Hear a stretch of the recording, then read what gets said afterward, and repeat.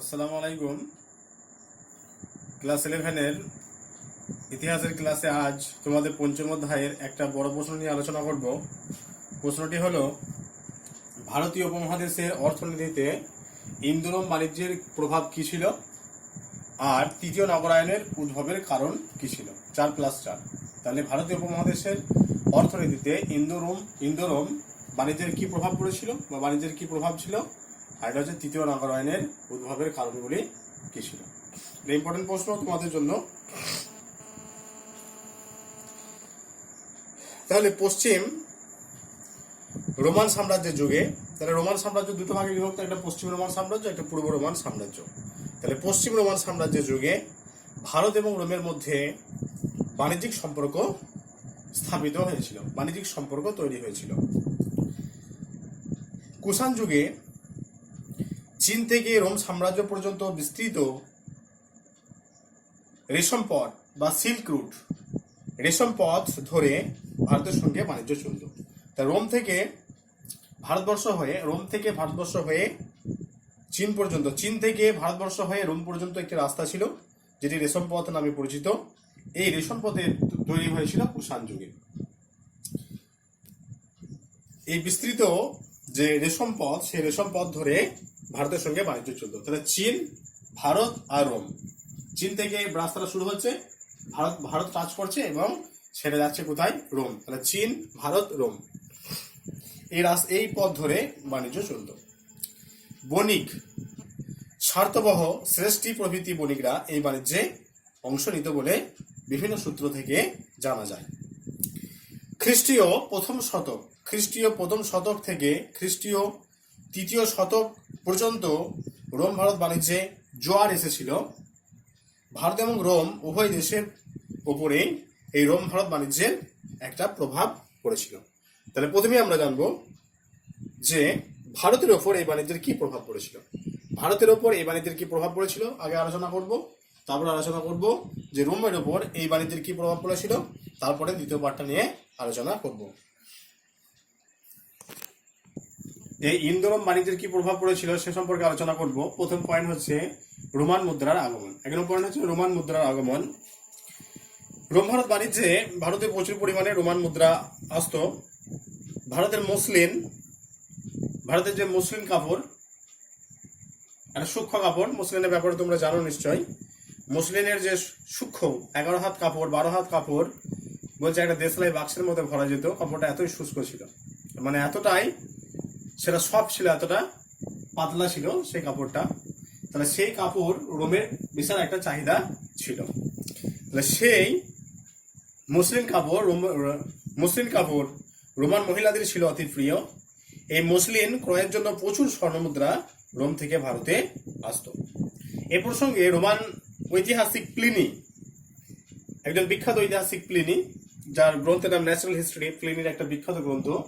সেই প্লিনি তিনি বলছেন যে, আক্ষেপ করে তিনি একটা কথা বলেছিলেন যে ভারতের সঙ্গে বাণিজ্যের ফলে প্রচুর স্বর্ণমুদ্রা ভারতে চলে যাচ্ছে। ভারতের সঙ্গে বাণিজ্যের ফলে প্রচুর স্বর্ণমুদ্রা ভারতে চলে যাচ্ছে। এটা অনেক সময় তোমাদের শর্ট কোশ্চেনে পড়ে, এমসিকিউতে পড়ে। এই কথাটি কে বলেছিলেন? তাহলে এই কথাটা বলেছিলেন বিখ্যাত রোমান ঐতিহাসিক প্লিনি। প্লিনির একটা বিখ্যাত গ্রন্থের নাম ন্যাচারাল হিস্টরি। তাহলে ভারতবর্ষের যে সূক্ষ্ম কাপড়, সেই মসলিনের চাহিদা ছিল রোমে, প্রচুর পরিমাণে মসলিনের চাহিদা ছিল, এবং রোমান মহিলা যারা, তারা কিন্তু এই শাড়িটা খুব পছন্দ করত। এর ফলে ভারতবর্ষের মসলিন রোমে যেত, এবং রোমের যে মুদ্রা, সেই মুদ্রা কিন্তু প্রচুর পরিমাণে ভারতে চলে আসতো। এই প্রসঙ্গে প্লিনি আক্ষেপ করে কথাটা বলেছিলেন যে ভারতের সঙ্গে বাণিজ্যের ফলে রোমান মুদ্রা ভারতে চলে যাচ্ছে। নেক্সট পয়েন্ট হচ্ছে কৃষিপণ্য উৎপাদন এবং রপ্তানি। কৃষিপণ্য উৎপাদন এবং রপ্তানি। ভারতের মশলা, বিশেষত গোলমরিচ, লবঙ্গ, এই সমস্ত মশলা, চাল, গম প্রভৃতি রোমে প্রচুর পরিমাণে চাহিদা ছিল। এছাড়া সুগন্ধি দ্রব্য, দামি কাঠ, পাথর, রেশম, মসলিন প্রভৃতি যথেষ্ট কদর ছিল রোমে। এই সমস্ত জিনিস ভারত থেকে রোমে রপ্তানি করা হতো। অন্যদিকে রোম ভারতে রপ্তানি করত সোনা, রূপা, তামা, টিন, কাঁচের পাত্র, খেজুর, মদ প্রভৃতি। তাহলে আমদানি এবং রপ্তানি উভয় দিক থেকে কিন্তু ভারতবর্ষ লাভবান হতো। তাহলে ভারতবর্ষের যে সমস্ত জিনিস সেগুলো সেখানে রপ্তানি করতো, গোলমরিচ, লবঙ্গ, চাল, গম, এছাড়া সুগন্ধি দ্রব্য, কাঠ, দামি কাঠ, পাথর। অন্যদিকে রোম থেকে ভারতবর্ষে আসতো কি কি? সোনা, রূপো, যেগুলো ভারতে খুব কম পরিমাণে উৎপাদিত হতো। সোনা, রূপো, তামা, টিন, এই সমস্ত জিনিসগুলো রোম থেকে ভারতবর্ষে আসতো। এরপর হচ্ছে সমৃদ্ধ বন্দর এবং নগর প্রতিষ্ঠা। রোমে ভারতীয় পণ্যের যোগান দিতে ভারতের সুরাট, ভৃগুকচ্ছ, সুফারা প্রভৃতি সমৃদ্ধ নগর গড়ে উঠেছিল। এই বাণিজ্যকে কেন্দ্র করে এই সময় দক্ষিণ ভারতে অমরাবতী, পৈঠান, সোপারা এবং উত্তর ভারতে মথুরা, বারাণসী, কৌশাম্বী প্রভৃতি নগর গড়ে উঠেছিল। তাহলে দেখো, এই উৎপন্ন ভারতের যে পণ্য, সেই পণ্যের যোগান দেওয়ার জন্য বন্দর তৈরি হয়েছিল। বন্দর আমরা জানি যে জলপথে এক জায়গা থেকে আরেক জায়গার যে যোগাযোগ, সেই যোগাযোগের যে মাধ্যম তাকে বলা হয় বন্দর। বড় বড় জাহাজ যেখানে ভিড়ে সমুদ্রের তীরে, এখানে সমুদ্রের তীরে যেখানে এসে ভিড়ে সেটাকে বলা হয় বন্দর। তাহলে এই রোম ভারত বাণিজ্যের উপর নির্ভর করে সুরাট, ভৃগুকচ্ছ এই সমস্ত বন্দর তৈরি হয়েছিল। আর এই বাণিজ্যকে কেন্দ্র করেই কিন্তু অমরাবতী, পৈঠান, সোপারা দক্ষিণ ভারতে এবং উত্তর ভারতে মথুরা, বারাণসী, কৌশাম্বী এই সমস্ত নগর কিন্তু গড়ে উঠেছিল, যার মূলে ছিল ইন্দো রোম বাণিজ্য। লাস্ট পয়েন্ট হচ্ছে শিল্প এবং সংস্কৃতি। রোম ভারত বাণিজ্যের ফলে রোমান শিল্প সংস্কৃতি ভারতের শিল্প সংস্কৃতিকে প্রভাবিত করেছিল। এই বাণিজ্যের হাত ধরে ভারতবর্ষে গান্ধার শিল্পরীতির উদ্ভব ঘটেছিল। গান্ধার শিল্পরীতি, সেই গান্ধার শিল্পরীতি উদ্ভব ঘটেছিল এই রোমান ইন্দো রোম বাণিজ্যের হাত ধরে। গান্ধার শিল্পরীতির মূল বিষয়বস্তু ছিল কি না? গান্ধার শিল্পরীতির মূল বিষয়বস্তু ছিল গৌতম বুদ্ধ। ঠিক আছে, গৌতম বুদ্ধ ছিল, বা গৌতম বুদ্ধ এবং বৌদ্ধ ধর্ম ছিল গান্ধার শিল্পরীতির মূল বিষয়বস্তু। তাহলে এই যে গৌতম বুদ্ধ এবং বৌদ্ধ ধর্মের যে বিষয়বস্তু, সেই বিষয়বস্তু কিন্তু ইন্দো রোম বাণিজ্যের হাত ধরে ভারতবর্ষের শিল্পরীতিকে প্রভাবিত করেছিল, এবং যে শিল্পরীতির নাম হচ্ছে গান্ধার শিল্পরীতি। এরপর আমরা জানবো যে ইন্দো রোম বাণিজ্যের প্রভাব পড়েছিল, রোমের উপর কি প্রভাব পড়েছিল সে সম্পর্কে জানবো। রোমের উপর ইন্দো রোম বাণিজ্যের কি প্রভাব পড়েছিল সে সম্পর্কে জানবো। এক নম্বর হচ্ছে চিকিৎসা বিজ্ঞান। চিকিৎসা বিজ্ঞান, রোম ভারত বাণিজ্যের সুবাদে রোমে ভারতীয় চিকিৎসা বিজ্ঞান বিষয়ক ধারণার অনুপ্রবেশ ঘটে। রোমানরা ভারতীয়দের ভেষজ চিকিৎসা বিজ্ঞানের সাথে পরিচিত হয়, এবং তারা এই যে ভেষজ বিজ্ঞান বা ভেষজ চিকিৎসা, গাছগাছালির যে চিকিৎসা, যেটাকে ভেষজ চিকিৎসা বলা হয়, সেই ভেষজ চিকিৎসার সাথে পরিচয় হয় এই ইন্দো রোম বাণিজ্যের হাত ধরেই।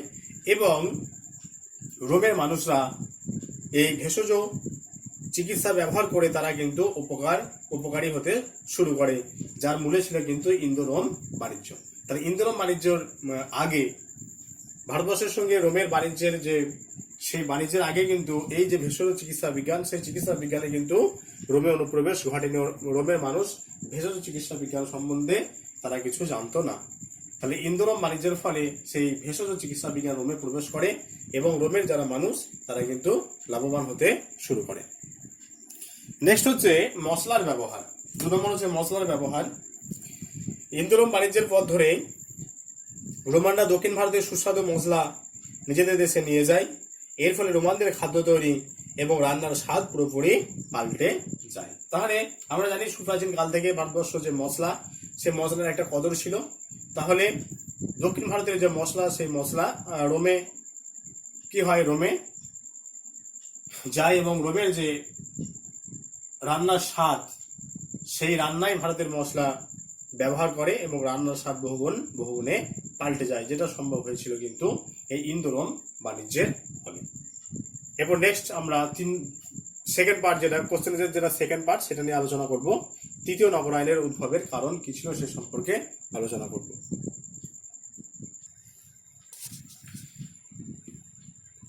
এরপর তোমাদের তৃতীয় নগরায়নের উদ্ভবের কারণ, সে তৃতীয় নগরায়নের উদ্ভবের কারণ সম্পর্কে আলোচনা করব। মোহাম্মদ ঘুরি 1191 খ্রিস্টাব্দে তরাইনের প্রথম যুদ্ধে পৃথ্বীরাজ চৌহানের কাছে পরাজিত হয়। তার পরের বছর 1192 খ্রিস্টাব্দে তরাইনের দ্বিতীয় যুদ্ধে মোহাম্মদ ঘুরি জয়লাভ করে। তাহলে মোহাম্মদ ঘুরির যে তুর্কি অভিযান, সেই তুর্কি অভিযানের জয়লাভের ফলে সুলতানি আমলে ভারতের কৃষিক্ষেত্রে একটা অভাবনীয় পরিবর্তন ঘটে। ভারত এক নতুন উন্নত অর্থনৈতিক ব্যবস্থা গড়ে ওঠে। কৃষির পাশাপাশি শিল্প এবং বাণিজ্যের বিকাশ ঘটে এই সময়কালে। এর ফলে নগরায়নের সূচনা হয়। ঐতিহাসিক মোহাম্মদ হাবিব, তাহলে ঐতিহাসিক মোহাম্মদ হাবিব ছিলেন বিখ্যাত ঐতিহাসিক ইরফান হাবিবের বাবা।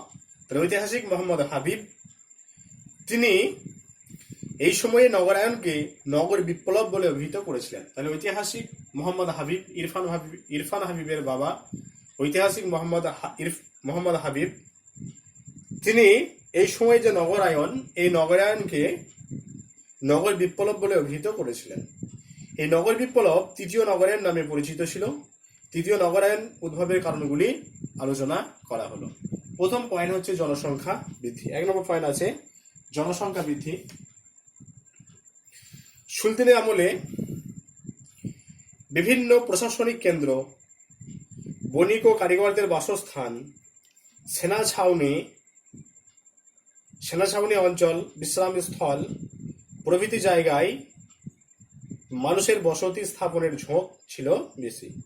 ফলে এই অঞ্চলগুলিতে জনসংখ্যা বৃদ্ধি পায় এবং এই জায়গাগুলি কালক্রমে নগরে পরিণত হয়। তাহলে দেখো, প্রশাসনিক কেন্দ্র, যেখানে সরকারি কাজগুলো হয়, সেই প্রশাসনিক কেন্দ্র, বণিক এবং কারিগরদের বাসস্থান, সেনা ছাউনি, এই সমস্ত জায়গাতে আস্তে আস্তে মানুষ কি করে বসতি স্থাপনের তাদের ঝোঁক বাড়তে থাকে এবং এই জায়গাগুলি আস্তে আস্তে কিন্তু জনসংখ্যা বৃদ্ধি পায় এবং নগরায়নের সূচনা ঘটে। 2 নম্বর হচ্ছে ধর্মস্থানের আকর্ষণ। সুলতানি আমলে বিভিন্ন প্রশাসনিক কেন্দ্র, সুলতানি আমলে ভারতের ধর্মীয় কারণে বিভিন্ন ধর্মস্থানগুলিকে কেন্দ্র করে নগর জীবন প্রতিষ্ঠা হয়। উদাহরণ হিসেবে আমরা বলতে পারি বারাণসী, গয়া, রাজগৃহ, পাটলিপুত্র, এ সমস্ত জায়গায় ধর্মস্থানের আকর্ষণে বহুত মানুষ, বিভিন্ন জায়গার মানুষ সেখানে যায়। ফলে আস্তে আস্তে জনসমাগম বৃদ্ধি পায় এবং মানুষ কালক্রমে এই সমস্ত জায়গায় নগরায়নের সূচনা করে। নেক্সট পয়েন্ট হচ্ছে উদ্বৃত্ত উৎপাদন। উদ্বৃত্ত উৎপাদন সুলতানি আমলে কৃষি এবং শিল্প ক্ষেত্রে উদ্বৃত্ত উৎপাদন নগরায়ন প্রতিষ্ঠার একটি অন্যতম কারণ ছিল। উদ্বৃত্ত পণ্য সামগ্রী বিক্রির জন্য যেসব স্থান নির্বাচন করা হতো সেখানে জনসাধারণের যাতায়াত বৃদ্ধি পায়। তাহলে উদ্বৃত্ত শস্যগুলো যেখানে বিক্রির ব্যবস্থা ছিল সেখানে জনসমাগম বৃদ্ধি পায়, আস্তে আস্তে জনসমাগম বৃদ্ধি পাচ্ছে, মানুষের যাতায়াত বৃদ্ধি পায় এবং জীবিকা অর্জনের সুযোগ থাকায় মানুষ কি করছে, সে সমস্ত জায়গায় বসতি গড়ে তুলছে, বসতি স্থাপন করছে এবং কালক্রমে এই জায়গাগুলোয় নগরায়নের উদ্ভব ঘটছে। তাহলে উদ্বৃত্ত শস্য উৎপাদন, উদ্বৃত্ত শস্য বলতে যে সমস্ত শস্যগুলো প্রয়োজনের অতিরিক্ত শস্য, সে সমস্ত শস্যগুলো বিক্রি করে একটা যে টাকা আসে সেই টাকা দিয়ে নিজেদের যে চাহিদা, সেই চাহিদাগুলো মেটায়। তাহলে সেই উদ্বৃত্ত শস্য উৎপাদনের জন্য মানুষ কি করে, যেখানে বিক্রি হয় শস্যগুলো সেখানে জমায়েত হতে শুরু করে এবং আস্তে আস্তে বিভিন্ন জায়গার মানুষ এক জায়গায় জমায়েত হয় এবং জীবিকার সুযোগ থাকার কারণে মানুষ এই সমস্ত জায়গায় বসতি স্থাপন করে এবং আস্তে আস্তে এই সমস্ত জায়গাগুলো নতুন নগরায়ন গড়ে ওঠে। নেক্সট পয়েন্ট হচ্ছে রাজনৈতিক প্রাধান্য স্থাপন। রাজনৈতিক প্রাধান্য স্থাপন 4 নম্বর পয়েন্ট। সুলতানি আমলের এমন কিছু স্থানে সুলতান চাইতেন রাজনৈতিক প্রাধান্য স্থাপন করতে, যেখানে সেনাবাহিনী রাখা যাবে, রাজস্ব আদায় করা সহজ হয়, বিচার কাজ পরিচালনা করা যায়। এই সমস্ত অঞ্চলগুলিতে সুলতানের রাজনৈতিক শক্তি বৃদ্ধি পায়। ফলে সাধারণ মানুষেরা এই সুবিধা লাভ করতে এখানে বসবাস করতে থাকে এবং পরবর্তীকালে এই সমস্ত জায়গাগুলোতে নগরায়ন গড়ে ওঠে। লাস্ট পয়েন্ট হচ্ছে প্রশাসনিক কেন্দ্র। সুলতানি সাম্রাজ্য পরিচালনার জন্য প্রশাসনিক কেন্দ্রগুলি শাসক এবং অভিজাত শ্রেণীর স্থান ছিল। এই অঞ্চল সাম্রাজ্যের অন্যান্য অঞ্চল থেকে বিভিন্ন দিক দিয়ে এগিয়ে ছিল, যেমন রাস্তাঘাট, পরিষ্কার পরিচ্ছন্নতা, সুরক্ষা, পানীয় জলের সুবিধা, সামাজিক উৎসব অনুষ্ঠান, এই সমস্ত ক্ষেত্রে অনেকটাই এগিয়ে ছিল। এইসব সুযোগ সুবিধা মানুষকে আকৃষ্ট করেছিল এবং এইসব সুবিধা মানুষকে আকৃষ্ট করার কারণে মানুষরা কিন্তু আস্তে আস্তে এই জায়গায় বসতি স্থাপন করতে শুরু করে এবং এইগুলো আস্তে আস্তে নগরে পরিণত হয়। প্রশাসনিক কেন্দ্র হিসেবে যে সমস্ত নগর গড়ে উঠেছিল তাদের মধ্যে উল্লেখযোগ্য হলো দিল্লি, লাহোর, ফিরোজপুর, দৌলতাবাদ, যোধপুর প্রভৃতি নগর খ্যাতি লাভ করেছিল। তাহলে এই সমস্ত কারণের জন্য তৃতীয় নগরায়নের উদ্ভব ঘটেছিল বলে ঐতিহাসিকরা মনে করেন। এই প্রশ্নটা 4+4 দুটো পার্টে আলোচনা করা হলো। একটা হচ্ছে ইন্দোরম বাণিজ্যের প্রভাব কি ছিল। তাহলে ইন্দোরম বাণিজ্যের প্রভাব যদি বলে তাহলে কিন্তু ভারতের উপর প্রভাব দিলে হবে না। ইন্দোরম বাণিজ্য ভারতবর্ষ এবং রোমের উপরে কি প্রভাব বিস্তার করেছিল দুটোই কিন্তু যেভাবে আমি আলোচনা করেছি এভাবে দেখাতে হবে। আরেকটা হচ্ছে তাহলে ওটা ওই দুটো পার্টে দেখাতে হবে। আর এই তৃতীয় নগরায়নের উদ্ভবের কারণ এটাও 4 নম্বর। এখানে 5টা পয়েন্ট নিয়ে আলোচনা করেছি। জনসংখ্যা বৃদ্ধি, ধর্মস্থানের আকর্ষণ, উদ্ভিদ উৎপাদন, রাজনৈতিক প্রাধান্য স্থাপন এবং প্রশাসনিক কেন্দ্র। এই 5টা পয়েন্ট তোমাদেরকে কিন্তু লিখতে হবে। তাহলে পুরো প্রশ্নটা 4+4 8 নম্বর থাকবে। এই প্রশ্নটা আলোচনা করা হলো। এগুলো সব নতুন তোমাদের, এগুলো ক্লাস 10-এও ছিল না, 9-এও ছিল না, এগুলো সব নতুন। যদি কিছু বুঝতে অসুবিধা হয়, এই ইন্দোরম বাণিজ্যের প্রভাবটা ক্লাস 6-এ অল্প একটু আছে, এত ডিটেলসে নেই, অল্প একটু আছে। ইন্দোরম বাণিজ্য কি বা রেশম পথ কি এটা আছে, আলোচনা করা আছে। এত ডিটেলসে কিন্তু তোমরা কোনোদিন পড়োনি। তাই যদি কিছু অসুবিধা হয় বুঝতে অবশ্যই আমাকে জানাবে, আমি সেই জায়গাটা কিন্তু বুঝিয়ে দেওয়ার চেষ্টা করব। আর যে সমস্ত নোটগুলো দেওয়া হচ্ছে এগুলো তোমরা খাতায় লিখো। শুধু খাতায় লিখলে হবে না, এই নোটগুলো কিন্তু তোমরা রেডি করো নিজেরা। স্কুল কবে খুলবে কিছু বলা যাচ্ছে না, বা আদৌ এবছরে 2020 স্কুল খুলবে কিনা কিছু ঠিক নেই। তাই যেভাবে তোমাদের ক্লাসগুলো দেওয়া হচ্ছে, বড় প্রশ্ন, শর্ট প্রশ্ন, তোমরা খাতায় রেডি করো এবং খাতায় সুন্দর করে লিখে রাখো এবং সেগুলো তোমরা নিজেরা মুখস্থ করে সেগুলো প্র্যাকটিস করো। ঠিক আছে? কারো যদি কিছু অসুবিধা হয় অবশ্যই আমাকে জানাবে, আমি সে জায়গাটা বুঝিয়ে দেওয়ার চেষ্টা করব।